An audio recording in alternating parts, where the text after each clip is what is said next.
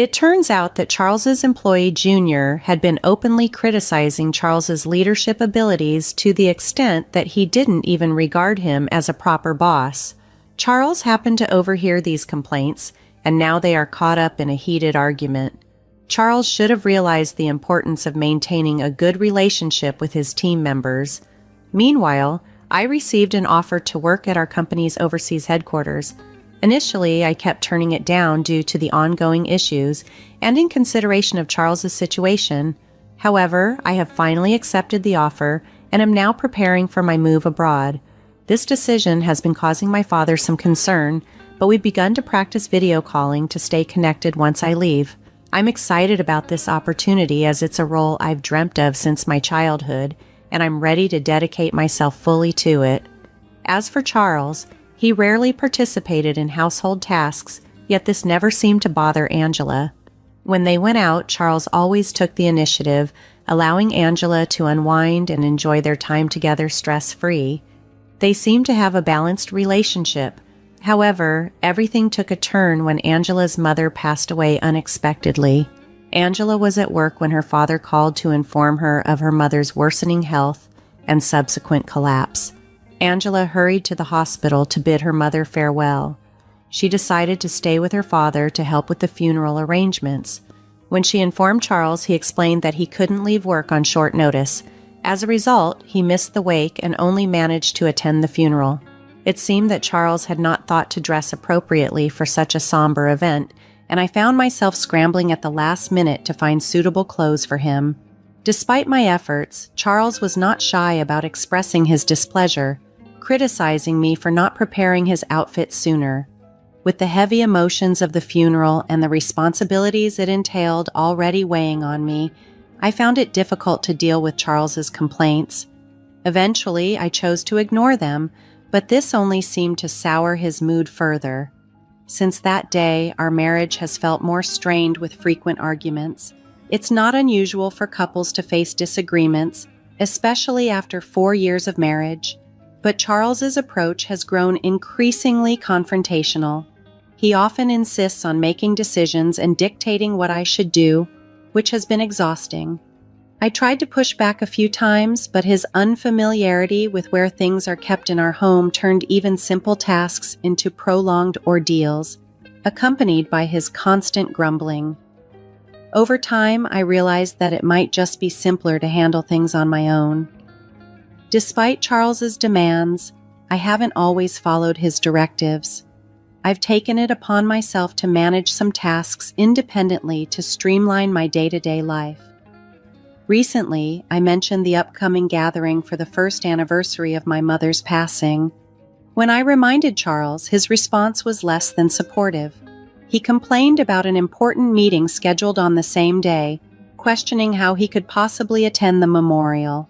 His excuse was that he couldn't just delegate his responsibilities at work, especially after his recent promotion, which he often boasted about to his junior team members. I could hardly contain my frustration as I stressed the importance of the anniversary gathering. It was clear he valued his new job title and responsibilities, often leaving me to juggle my commitments alone. Despite my urging, it seemed like a struggle for him to prioritize our family's needs over his professional ones. When I got home from work, I found Charles lounging in the living room with a beer in hand. "Sorry I'm late, had to do overtime," he mumbled, obviously annoyed that I was delayed, which consequently pushed back our dinner time. He added, somewhat accusatorily, "I've been waiting here for an hour." Given that it was only an hour and knowing he wasn't keen on cooking, he could have taken the initiative to grab something to eat. I had informed him of my expected arrival time after all. Trying to keep my rising frustration in check, I handed him a takeout box, explaining, "I thought cooking would take too long tonight, so I picked this up on my way home." Charles's reaction was swift and harsh as he slammed his beer glass down. "Takeout again? Aren't you slacking off a bit too much lately?" His criticism stung, especially since it had been about 3 weeks since our last takeout meal. Sure, I had been busy and hadn't been cooking daily, but I always made an effort to ensure we ate balanced meals and didn't overly rely on processed food. His unwarranted critique left me debating whether to even respond. Misinterpreting my silence, Charles added insult to injury. Can't argue when it's true, huh? Do your chores properly. You've been coming home late and claim overtime. Maybe you're up cheating. His words ignited the resentment simmering within me. If you know I'm working late, the least you could do is make dinner, I retorted. You don't have to cook. Picking up takeout isn't that hard. I always tell you when I'll be late, and despite my busy schedule, I manage all the household chores. There's no need for that attitude. Charles glared at me and then threw a low blow. You're 4 years older, remember? I could have married a younger woman, but I chose you. His words were meant to extract gratitude and obedience. You should be thankful and listen to me. No one else would want you. His hurtful remarks were meant to diminish me, but they only highlighted the deep issues in our communication and respect for each other. So if I left, you'd be in trouble, right? I couldn't believe he'd just said that. My anger boiled over. If you wanted a younger woman, you should have married one before we got together. I asked you if you were okay with my age, and you said it was fine. That's why we got married. Believe me, I can manage just fine without you. Charles's response was a mocking laugh. Fine, let's get a divorce then, he said, grabbing his beer and the takeout before retreating to his room. We had argued many times before, but this felt different. I was fed up with his attitude. I decided to eat my takeout in an attempt to calm down, thinking perhaps he was just hungry and irritable. Yet as I ate, I couldn't shake off the shock of our conversation, especially on the eve of my mom's death anniversary. After a while, I called out to Charles from outside his room. We need to leave by 7 a.m. tomorrow, so I'll wake you up around 6 o'clock. There was no response, but I was sure he was awake. With that, I went to bed.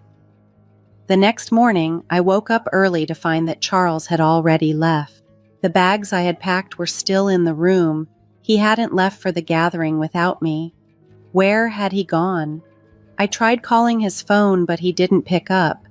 He ignored my texts, too. With no other option, I left a voicemail and started getting ready to leave alone. I finally reached Charles while waiting for the train at the station. I have a meeting, can't leave it to my juniors, was all he said before the call ended abruptly. A mix of anger and resignation washed over me. I was stunned and bewildered. Before I could dwell on it further, the train arrived. Burdened with the luggage meant for both of us, I boarded alone. Upon reaching my father's house, he asked anxiously, "Where's Charles?" Seeing the sadness in his eyes since my mother's passing, I didn't want to add to his worries. Taking a deep breath, I forced a smile and replied, "Sorry, he got called into an important meeting. He was supposed to come." Charles's recent promotion seemed like a valid reason for his absence, so I reassured my father that it was important for him to prioritize his work. My father nodded in understanding. "I know he's working hard. It's a shame not to see him, but your mother would have understood. Let him know he's always welcome here," he said. His words carried a hint of sadness, but I kept my smile throughout the day. With no word from Charles and the night advancing, I decided not to reach out to him either, planning to stay the night and return home as scheduled the next day. Although it felt a bit childish, the idea of making him his favorite dish, hamburgers, crossed my mind for tomorrow. The next day, after leaving my father's house, I arrived home around noon. Before heading out to the grocery shop, I wanted to drop off my bags. As I walked into the living room, I noticed Charles's dirty laundry scattered about, a familiar sight that sighed over. He still hadn't learned to use the washing machine. I tossed his clothes in with mine and after a brief pause returned to the living room. Something caught my eye on the table. As I approached, I couldn't believe what I was seeing. Divorce papers, already signed by Charles. Staring in disbelief, I wondered if this was his way of communicating that he wanted a divorce. Grabbing my phone from my bag, I called him, not sure if he would answer during his lunch break. Surprisingly, he picked up immediately. "What's the meaning of these divorce papers?" I asked, my voice a mix of confusion and anger. Charles's response came with a cold laugh. What's there to question? It's exactly what it seems. I don't want an older wife who won't handle house chores. That's why I want a divorce. If we split, I can find a younger wife. After all, a wife is like a status symbol, right? I can't boast about you. His words were like a blow, reducing our years together to a mere transaction in his eyes, and turning what I thought was a partnership into a superficial arrangement in his view. Charles's words on the phone stung deeply. It's tough when my team asks about you, and avoiding the topic isn't easy, he said. I was left speechless, unable to muster a response to his blunt criticism. If you want to avoid a divorce, start doing your chores properly. I'll be home as usual today, so make sure to get some beer. All right? If you disagree, take the divorce papers to court. It's your call. With that, he hung up, leaving me in shock without a word to say. Charles probably assumed I would comply with his demands, believing that I did the chores because I feared losing him or didn't want to seem incapable.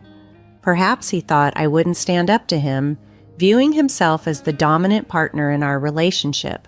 While some might think being married to a younger husband sounds glamorous, in reality it's far from remarkable. I had often played up his youth, but honestly, he was just average in looks, personality, and income. There was nothing particularly exceptional about him. Labeling him as younger was merely convenient. When we first married, the age gap of 4 years seemed more significant, but now, both in our 30s, it felt trivial. It was disheartening to constantly be labeled as the older wife when we were practically the same age. Determined to change my situation, I grabbed my bag and headed straight to the family court. Submitting the divorce papers brought a sense of relief, marking the end of our marriage. I realized that I could live without Charles, and with newfound freedom, I felt a weight lift off my shoulders. Taking advantage of the moment, I decided to request a few days off from work.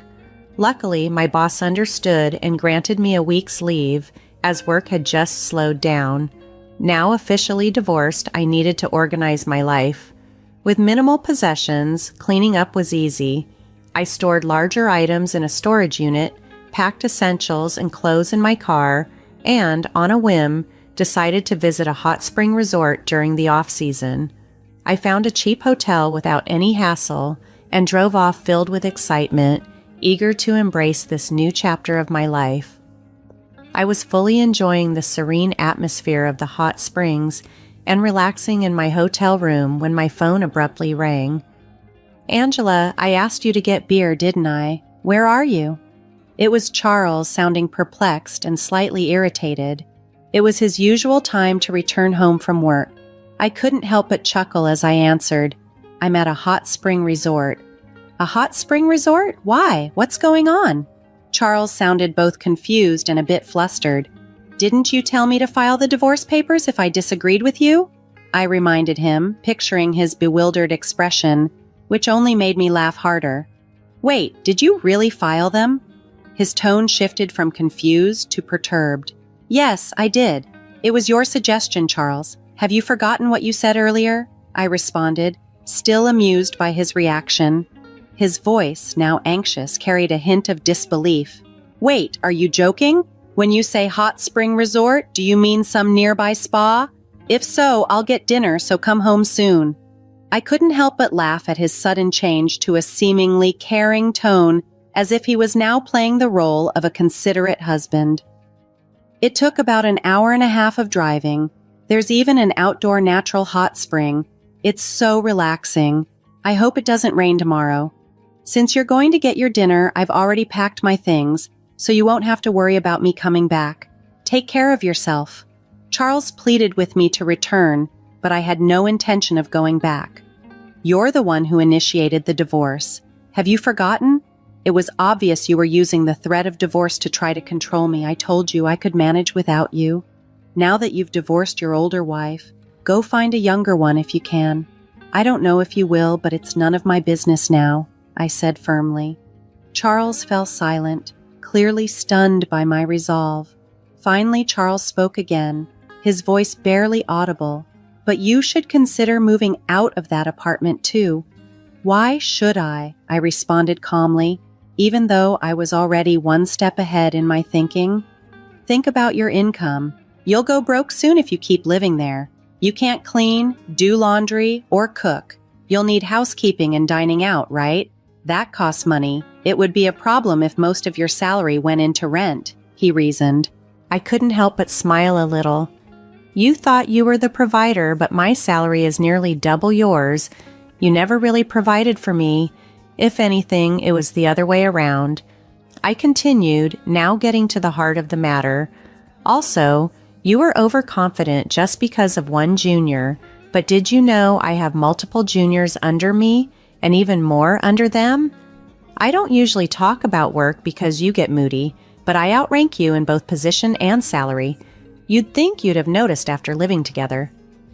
It seemed like Charles was only now finding out, perhaps keeping his ego intact by looking down on me.